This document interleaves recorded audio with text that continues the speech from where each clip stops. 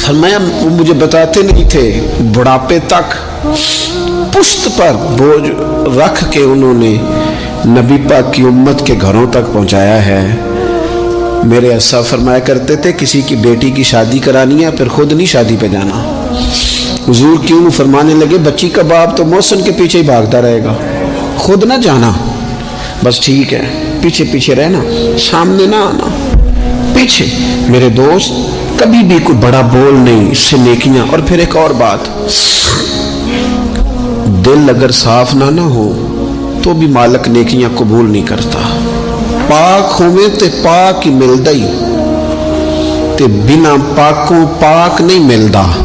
اے سارے وجود دے تون دے نالوں اکو تولا ہے ٹکڑا دل دا۔ یہ جو پاکیزگی ہے نا دل کی، یہ نہ ہو تب بھی نیک اعمال اس کی بارگاہ میں قبول نہیں ہوتے۔ نیک اعمال کی قبولیت کے لیے دل کا صاف ہونا، کشادہ ہونا، کھلا ہونا یہ بھی ضروری ہے۔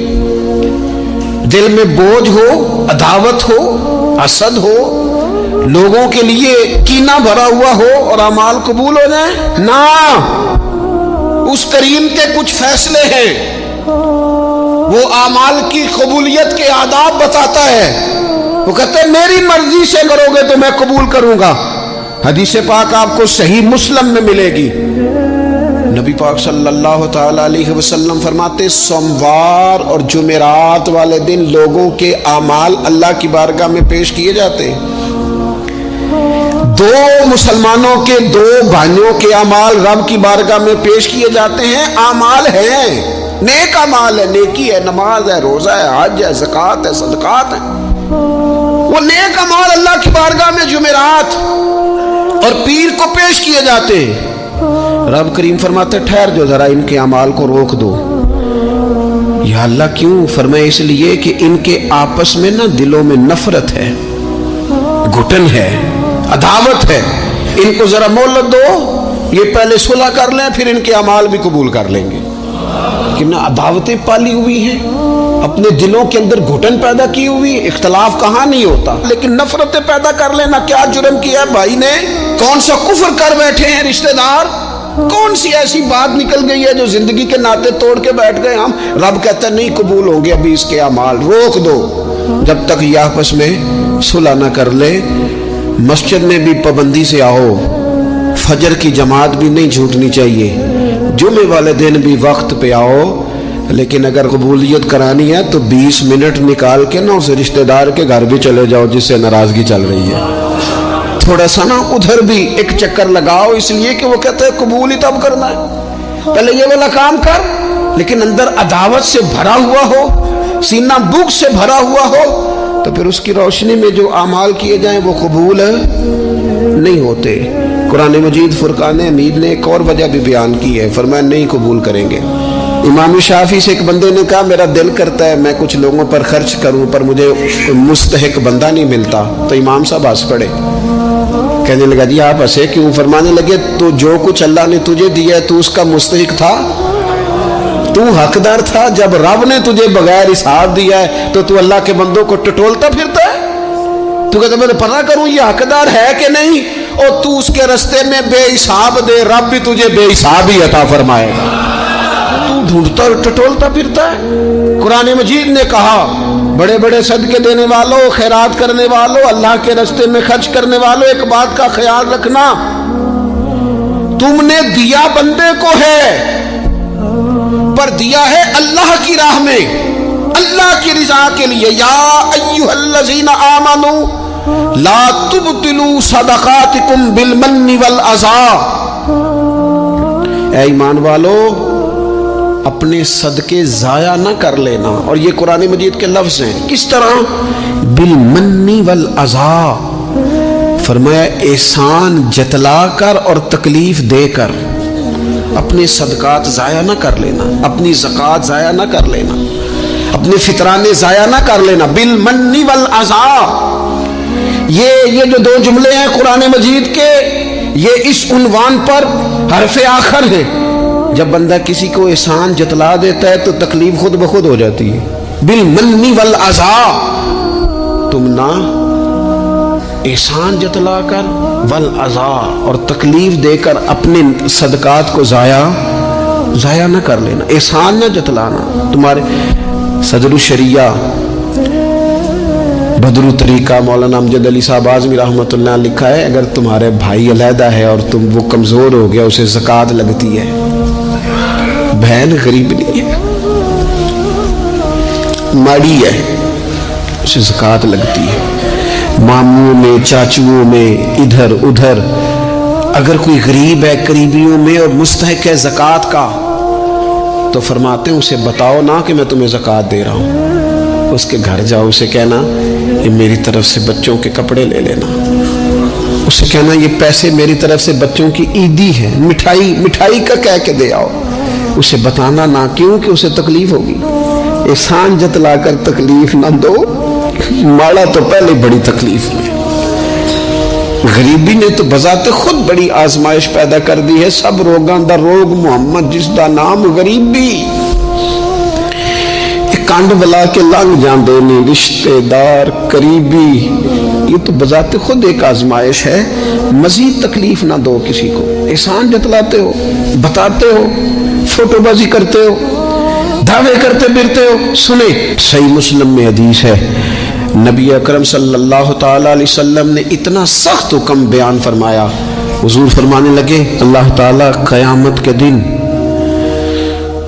3 قسم کے لوگ ایسے ہیں، نہ ان سے کلام کرے گا، نہ انہیں پاک فرمائے گا، نہ ان کی طرف نگاہ ہی کرے گا. یا رسول اللہ صلی اللہ تعالی وسلم جلدی بتائیے یہ کون ہے؟ تو حضور فرمانے لگے ایک وہ شخص جو تکبر کے طور پر، دل میں تکبر ہو، تکبر کے طور پر اپنی تہمت کو یا اپنی شلوار کو ٹخنوں سے نیچے لٹکائے کہ پتہ چلے میرے پاس بڑا کپڑا ہے، تکبر کے طور پر.